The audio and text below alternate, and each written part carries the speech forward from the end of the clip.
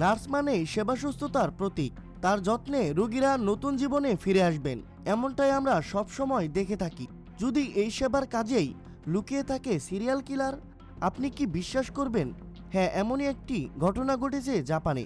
জীবন বাঁচানোর শপথ নিয়েছিলেন এক নার্স, কিন্তু সেই হাতেই কেড়ে নিয়েছিলেন কয়েকটি জীবন। একটি প্রতিবেদনে বলা হয়েছে তার নিজের 30 জন রোগীকে তিনি নিজ হাতে খুন করেছেন, যাদের সুস্থ করার শপথ নিয়েছিলেন। তাদেরকে কেন আচমকা হত্যা করলেন? কি হয়েছিল এই নার্সের সঙ্গে? কেন তিনি সিরিয়াল কিলার হয়ে উঠলেন? চলুন ভিডিওটি শুরু করি। 2007 সালে নার্সিং প্রশিক্ষণ শেষ করে জীবন বাঁচানোর শপথ নিয়েছিলেন একজন নার্স। আদালত থেকে তার নাম এবং পরিচয় প্রকাশ করতে নিষেধ করেছেন। 2007 সালে প্রশিক্ষণ শেষ করে বিভিন্ন হাসপাতালে চাকরি করেছেন ওই নার্স। 2020 সাল থেকে জার্মানির উরসেলেন শহরের বুরসেলেন হাসপাতালে যোগ দেন ওই নার্স। হাসপাতালে চাকরি করার সময়কালে ওই নার্সের ভূমিকা খুবই নৃশংস ছিল। তিনি নিজেকে জীবন ও মৃত্যুর হর্তাকর্তা মনে করতেন। 2020 সাল থেকে ওই হাসপাতালে কর্মরত থাকলেও 2023 সালের ডিসেম্বর মাস থেকে 2024 সালের মে মাসের মধ্যে ওই হাসপাতালে অস্বাভাবিকভাবে মৃত্যু হচ্ছিল একের পর এক রোগীর।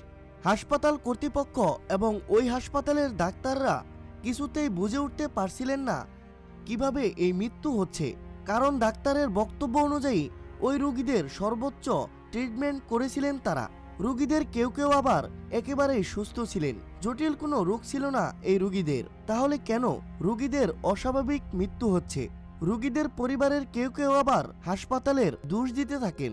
ওই হাসপাতালের ডাক্তাররা তাদের নার্সদের উপর সন্দেহ করেন। হাসপাতাল কর্তৃপক্ষ পুলিশকে বিষয়টি জানান। পুলিশ গোপনে তদন্ত শুরু করেন।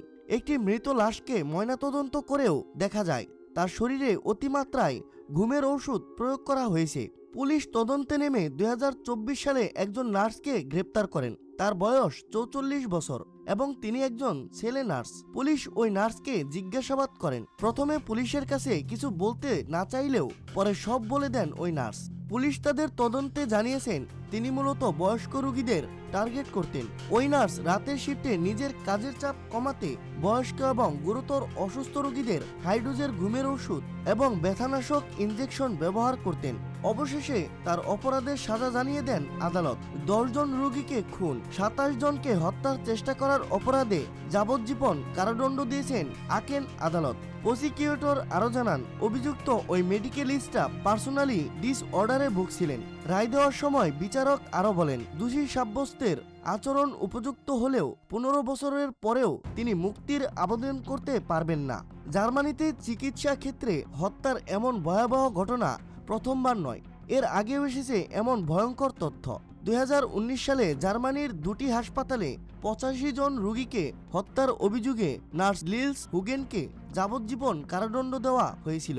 তদন্তে জানা যায় অপরাধী 1999 সাল থেকে 2005 সালের মধ্যে হৃদরোগের ওষুধের অতিরিক্ত ডোজ প্রয়োগ করে রোগীদের হত্যা করেছিলেন। তিনি আধুনিক জার্মান ইতিহাসের সবচেয়ে ভয়ঙ্কর সিরিয়াল কিলার হিসেবে পরিচিত। আমাদের চ্যানেলে ভয়ঙ্কর অপরাধের গল্প শুনতে অবশ্যই চ্যানেলটিকে সাবস্ক্রাইব করুন।